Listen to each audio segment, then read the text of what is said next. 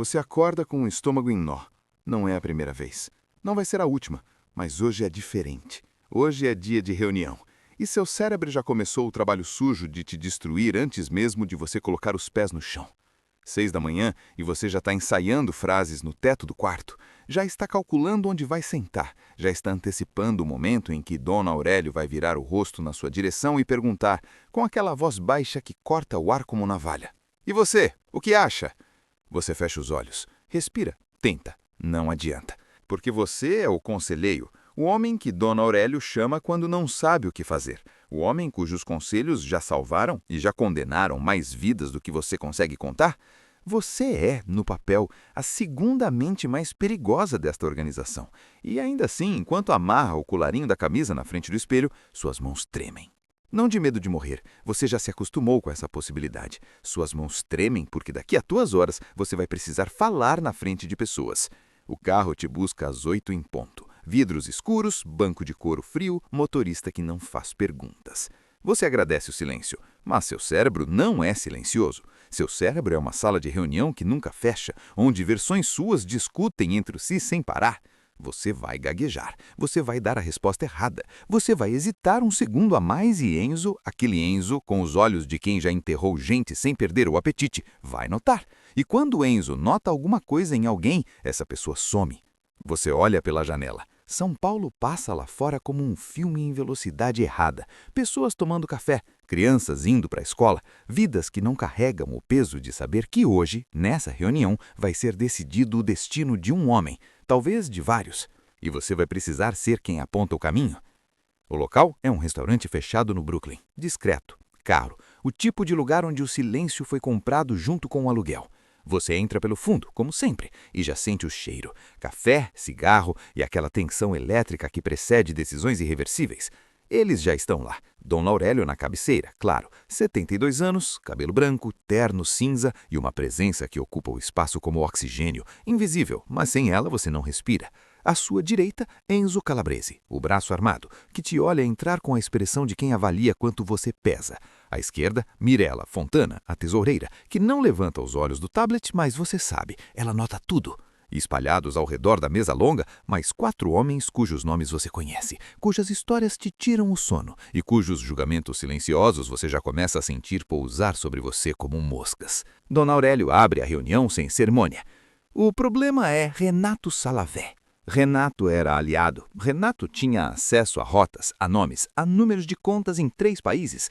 Renato, descobriram na semana passada, também tem uma segunda lealdade. E essa segunda lealdade tem o endereço da Delegacia Federal na Lapa. Há uma decisão a ser tomada. Há sempre uma decisão a ser tomada. E enquanto Dona Aurélio explica a situação com a calma cirúrgica de quem já não sente mais o peso dessas conversas, você está ouvindo com metade do cérebro e brigando com a outra metade. Para de mexer a perna.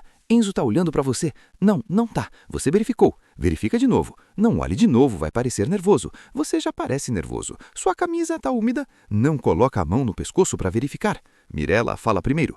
Números, projeções, o custo de uma traição desse tamanho em termos de operações comprometidas. Ela fala com uma frieza de uma cirurgiã e você a admira profundamente por isso, ao mesmo tempo em que sente uma pontada de inveja que você nunca vai admitir em voz alta. Enzo fala depois, curto direto. A solução dele cabe em uma frase, e essa frase termina com o Renato deixando de existir. Silêncio. Dona Aurélio olha para você. Aqui está. O momento. O seu cérebro grita antes de qualquer pensamento racional. Todo mundo está olhando para você. São 7 pares de olhos e você sente cada um deles como pressão física, como mãos empurrando seu peito para dentro. Seu gargato aperta. Você conhece esse aperto. É velho amigo, inimigo de sempre, e sabe que tem aproximadamente 3 segundos antes que o silêncio deixe de ser uma pausa e vire uma pergunta sobre sua competência. Você abre a boca. Matar o Renato agora seria um erro. A voz saiu firme. Você não sabe como. Você vai investigar isso depois, sozinho, no carro, de volta para casa. Mas por enquanto, ela saiu. E o argumento que você passou 3 dias construindo na sua cabeça, noites sem dormir, conversas imaginárias, simulações de como cada pessoa nessa sala ia reagir, começa a sair junto com ela. Você explica.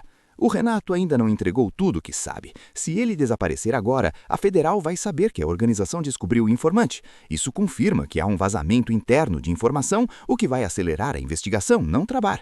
A solução mais inteligente não é eliminar o Renato, é alimentá-lo com informação falsa, deixar que ele reporte o que você quer que seja reportado, transformar o problema num instrumento. Você para de falar. O silêncio que se segue tem textura. Você o examina como se fosse uma superfície, procurando rachaduras, procurando o momento em que alguém vai rir, vai questionar, vai fazer aquela cara, sabe, aquela cara de quem está tolerando um idiota. Dona Aurélio não faz essa cara. Dona Aurélio, pela primeira vez em 40 minutos de reunião, sorri. A reunião segue. Você continua falando quando precisa, se recolhe quando não precisa e vai navegando pelo tempo com a precisão ansiosa de quem aprendeu a fingir que é mais sólido do que é. Cada frase que sai sem tropeço é uma pequena vitória. Cada vez que Enzo concorda, mesmo que com um simples aceno, você sente o nó no estômago afrouxar 1 milímetro. Mas então acontece alguma coisa que você não havia simulado. Dona Aurélio pede que todos saiam, todos, exceto você. Dona Aurélio tira o paletó, dobra com cuidado, coloca na cadeira ao lado. É um gesto doméstico quase absurdo naquele contexto, e por algum motivo é exatamente isso que mais te apavora. Quando ele é formal, você sabe o script. Quando ele é humano, você não sabe nada. Quanto tempo você trabalha para mim? Ele pergunta. 11 anos, você responde. 11 anos. Ele repete como se estivesse pesando a palavra. E em 11 anos, você sabe quantas vezes me deu um conselho ruim? Você calcula. Você sempre calcula. 2 vezes, a questão do Porto de Santos em 2019 e 1 vez. Ele interrompe. A do Porto não foi erro seu. Foi informação errada que chegou até você. Eu sei disso, sempre soube.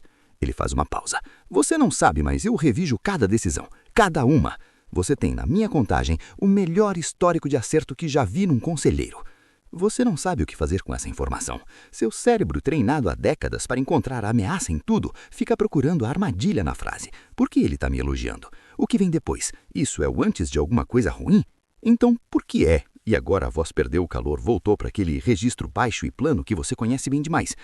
Por que é que Mirella me disse que você passou 20 minutos no banheiro antes de entrar aqui? O mundo para. Você podia mentir. Você é bom em mentiras de estrutura, mentiras de estratégia, o tipo de mentira que se constrói com dados e lógica. Mas mentiras simples, pessoais, sobre você mesmo, essas sempre soam ocas. E Dona Aurélio passou 70 anos aprendendo a ouvir o eco. Eu fico nervosa em reuniões, você diz. Ele te olha. Eu sei que parece o quê? Você não termina a frase, porque a verdade é que você não sabe o que parece. Você nunca soube. Você passou 11 anos nessa organização construindo uma armadura de competência tão densa que esqueceu que havia um corpo dentro. Você deu conselhos que mudaram o mapa do crime organizado em 4 estados. Você fez isso com as mãos suando e a voz ensaiada e o coração na garganta. E nunca, nenhuma vez, alguém tinha parado para perguntar como você estava. Ansiedade, você diz. A palavra sai estranha, pequena demais para o ambiente. Dona Aurélio fica quieto por um longo tempo. Então diz, meu filho mais velho tem a mesma coisa. Não era o que você esperava. Você esperava demissão, ameaça, ou, na pior das hipóteses, o tipo de olhar que significa que você vai sair daqui num carro diferente do que entrou. Você não esperava isso. Você nunca simulou isso. O Renato vai ser tratado do jeito que você sugeriu e você vai coordenar a operação. Não é uma pergunta, é uma sentença, no sentido mais literal. Pode ir. Você sai pelo mesmo corredor que entrou, passa pelo banheiro onde ficou 20 minutos, entra no carro. O motorista não pergunta nada. E enquanto São Paulo volta a passar pela janela, as pessoas, o café, as crianças, as vidas que não sabem o que aconteceu naquele restaurante fechado no Brooklyn, você percebe uma coisa que vai levar dias para processar completamente. Você não foi fraco hoje. Você foi preciso, calculado e correto, com o coração disparado e a garganta seca, e 7 pares de olhos em você. Você carregou 11 anos de decisões impossíveis com o estômago em nó, e cada uma delas estava certa. A ansiedade não era o oposto da competência, era o custo dela.